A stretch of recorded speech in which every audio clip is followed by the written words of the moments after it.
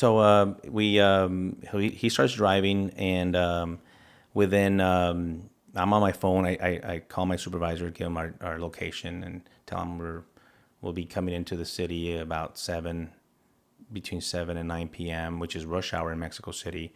I told Jaime, as a matter of fact, when you come in to the city, you'll pull over and I'll take it in because it'll be very difficult for you to drive in there. And he's driving. I'm on my BlackBerry. I'm trying to get work done on there, and he's the one that alerts me when two SUVs pass us. By the way, Highway 57 is a four-lane highway, 2 lanes going south, 2 lanes going north, separated by a median. We're on the far right lane going south, and two SUVs passes at a much higher rate of speed. I told Jaime to keep it between 70, 72 miles an hour, and these two SUVs passes a much higher rate of speed, and the second one looks like there's a silhouette of a long gun sticking in between the middle seats. He tells me, "Hey, check it out." And I look up, and passes us, and I see it. And sure enough, you could see, it's occupied by several occupants, and I could see the silhouette of the gun, and they're gone. I tell Jaime, just let them go. You just continue driving, let them go. And they were almost gone to where we couldn't see them. But within seconds, they slowed down dramatically. I don't know, 20, 30, 35 miles an hour, and we were right up on them. And so one stayed in front of us in the right lane, one stayed on the left lane, and they started to conduct a rolling roadblock. Initially, it was a little confusion, like what's going on here. And Jaime pulls the Suburban to the right, and one of the SUVs is the one on the left trying to come in, and I tell Jaime, punch it. Just punch it, and he does. But the SUVs, it doesn't go as fast and accelerate as quick as theirs, even though initially it does. And we try to get away, and here they come, and now they come in even tighter. And the one on Jaime's side, on the driver's side, in the left lane, they lower their windows with long arms, AK-47s out, yelling at the top of the lungs to tell Jaime to pull over, pull over, pull over. And I tell Jaime, don't pull over, don't pull over. And they're almost crashing the vehicle, our vehicle. At the same time, simultaneously, the one in the front is braking very hard. And so they execute a rolling roadblock, which we were trained to do as ourselves. So we end up on the right shoulder of Highway 57, and it happens to be an area with if you drive on the highway, there's not a lot of places that happens to have a big shoulder area, and that's where we end up stopping.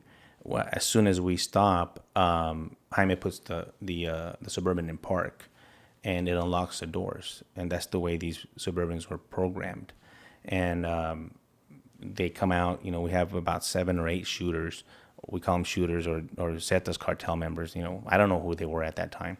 And they kind of surround the Suburban in front of us on a U-shaped form. One of them immediately comes to Jaime's door and opens the door. Swings the door wide open. Jaime grabs the handle of the Suburban, which it has an industrial handle. It doesn't have your usual door handle because the doors are so heavy. He grabs it and slams it right back shut, and we start hitting the lock buttons.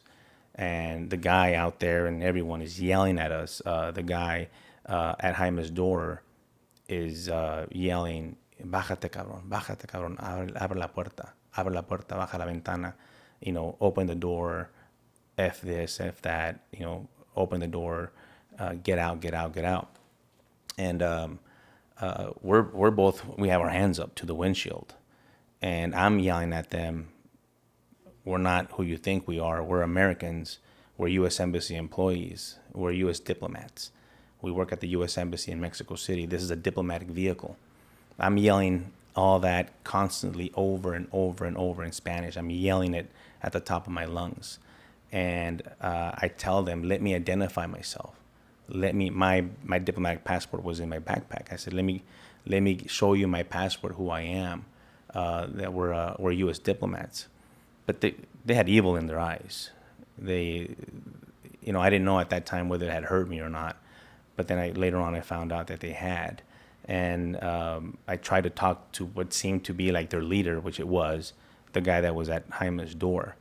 And I said, let me talk to you. They wouldn't listen. They just had evil in their eyes. At that time, in the middle of that commotion, two of the shooters or two of the Zetas cartel come to my window, and they introduce an AK-47 and a handgun right by my head. When Jaime and I hit the lock buttons, we inadvertently lowered about the armored vehicle window about 2 inches, and that was enough for them to introduce the barrels of those both guns. As soon as they did, I raised the window up, and it grabbed both barrels of both guns, and I myself, braced myself up against the post of the Suburban to the right, try to make myself smaller. I had him here, and I see one of the shooters, wiggle the AK-47, the rifle, the butt of the gun wiggling up and down, trying to either get it out or get it in. I'm not sure what he's doing, but then without any other notice, they open fire into the cabin. So they immediately open fire, and I turn this way. I see Jaime get hit on his torso. He yells out, "I'm hit! I'm hit! I'm shot!" And I tell him, "Go, go, go, go, go, go!" In the middle, these guys are shooting. I don't know how many rounds they shot inside the cabin. At one point, I grabbed the handgun myself because it was shooting right by my left ear. And I grabbed it and I wiggled it with the guy, and eventually they pulled both guns out, and the window goes up, and they just sprayed that side of the Suburban. I looked at Jaime, and Jaime I tell him, "Go, go, go, go," but he was already becoming unresponsive. And so I get the gear shift, and I slam it down, and I put my hand on his foot, on his knee, to accelerate, to press the accelerator, and he does, and we crash the Suburban in front of us, or the SUV that was blocking us. When it does that, it crashes it. I'm jumping all over inside the cabin. The Suburban then crosses Highway 57 into that big median. I try to get the steering wheel to get it back on Highway 57. I tried to get the Suburban back on the road, but at that point I couldn't get it to move anymore. It was shot up. The tires were shot up. They kept on spraying. I say spraying, I'm shooting bullets and AK-47s and handguns and everything they had on them, that whole right side. And I later learned all the ballistic reports. I have them. I mean, it was shot up. There was a lot of rounds that came in through the back.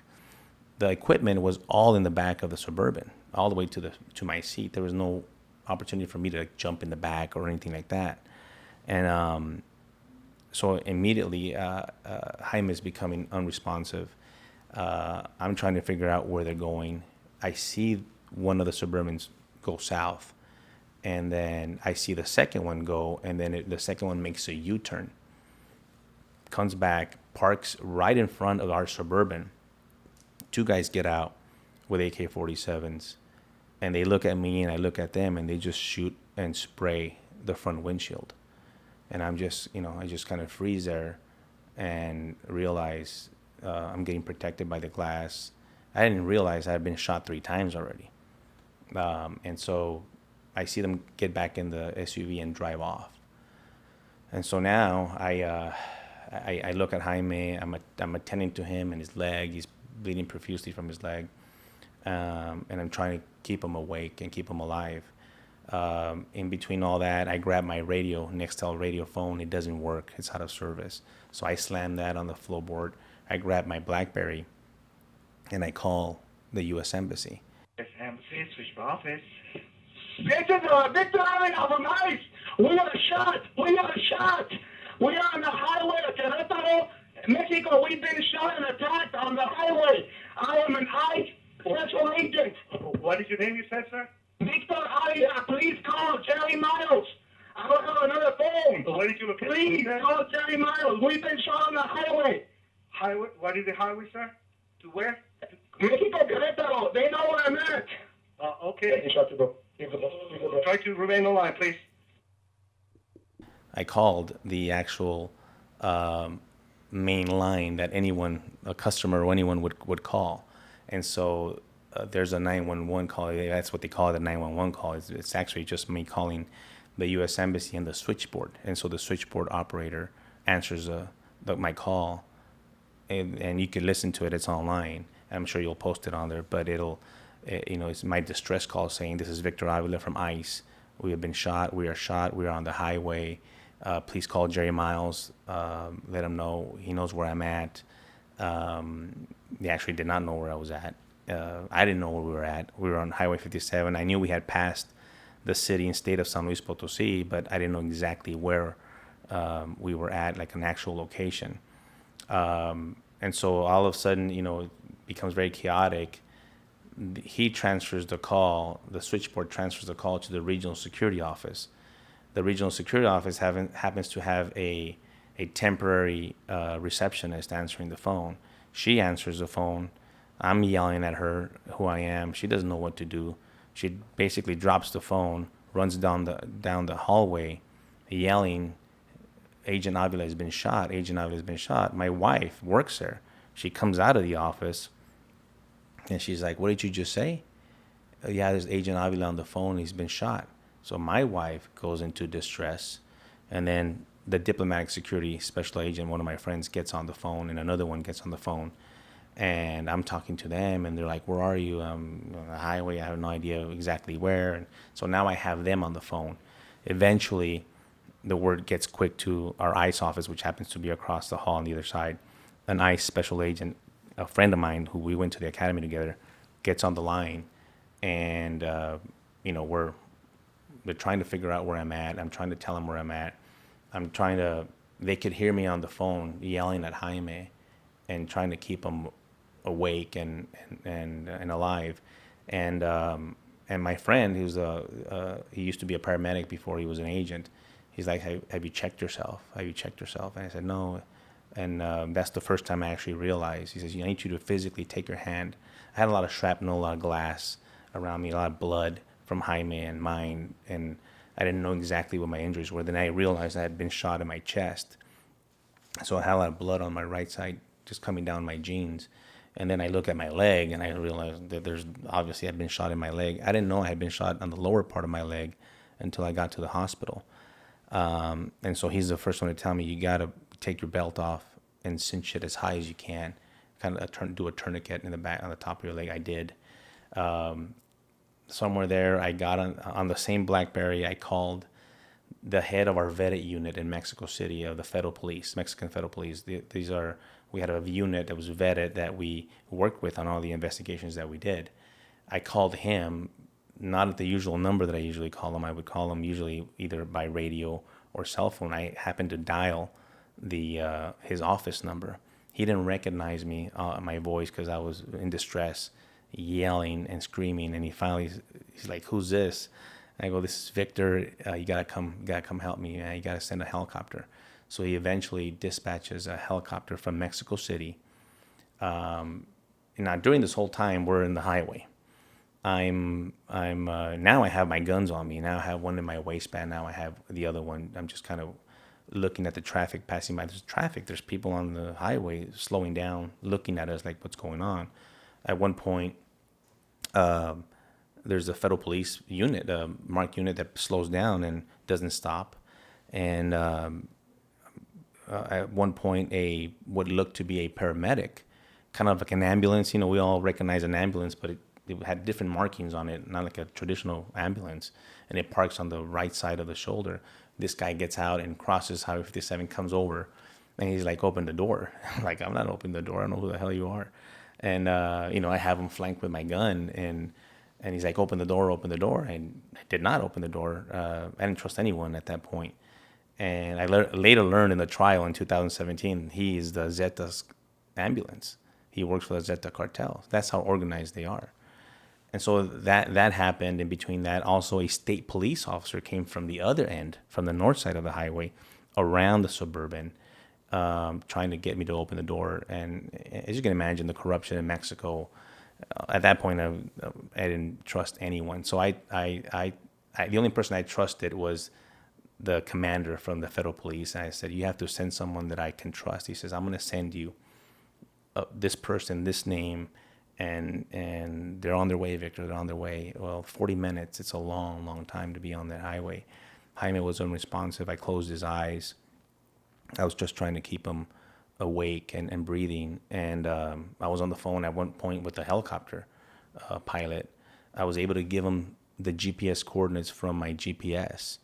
By the way, the GPS toggle switch to locate me, I did switch it, but it didn't send the signal to Washington D.C. about 8 hours later, and so that didn't work. The PA system didn't work, so I couldn't talk to these guys through the PA. The Suburban was destroyed, and so about 40 minutes later, the cavalry showed up. You know, the Mexican federal police and the Mexican military. They came out. That was so stressful because they came guns a-blazing, and I'm thinking, I'm gonna get shot here. They'll just finish me off. I don't know who the corrupt ones are and the good ones are at this point. They're gonna just finish me off and kill me, and they say, they'll just say that I died during the original shootout. So that person, that designee that my friend sent over, I actually remember asking him for his credentials through the window, and he takes out his wallet and shows them, and it's me. He says, I'm here in direct orders from Mexico City. Okay. So they get me and Jaime out. I grab my backpack. I throw everything in there, including Jaime's phones. And I told him that backpack is not going to leave my sight. They said, okay. And they brought us back, both of us, to the helicopter. They put us in the helicopter, and it was about an 8-minute helicopter ride to the heliport, to the helicopter, to the hospital in San Luis Potosí. I heard you kind of talk about some things I'd never heard before. I don't think I'd ever heard you talk before about an ambulance that actually came by, the Zeta ambulance. That kind of tells you systemically how embedded they are in the local culture and the local fabric that they've got their own. It really tells you the level of sophistication and organization that they have. The Zeta Cartel they're not gangs. I'll put it to you that way. When people refer to, we have these drug gangs, they're not drug gangs. They're foreign terrorist organizations. That's what they are, and we could have a whole other interview about that and how I feel about that. But they're highly sophisticated, and a lot of their details came out in that trial in 2017. They checked out the 2 vehicles that they used for the ambush. They checked out their weapons and ammunition. They have fleet cards for gas. This is like a U.S. corporation, right? It's a company. And the only difference is that their mission is to extort, kidnap, murder, and, deal in illicit activity. Was the ambulance a cleanup crew? It's their own, in case one of their own Zetas. No, I'm talking about for you Oh, guys. yeah. You think it was a cleanup crew No, for you guys? and we could talk about the aftermath of when I arrived at the hospital. A lot of people asked me how was I afraid during the shootout. I didn't have time to be afraid, but I was deadly afraid when I got to the hospital. I was so scared. So one of the other things that I know in the military we get position reports constantly to a base, so everybody always knows where we are. It didn't sound like you were really required to, or it wasn't policy, or they generally knew where you were, but these guys, are there mile markers on Highway 57? Yeah, that's how I kind of gave them the location. I gave them the closest kilometer marker. Yeah, sure. And but the only notification that I gave was to my boss, and that's just because of my own training.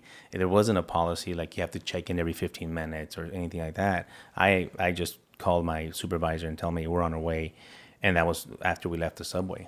And I was a little confused. You said that they struck the vehicle from the rear. Did those rounds penetrate the vehicle? Some did. So rear right and all the right side. And I didn't know until after I saw the ballistics reports.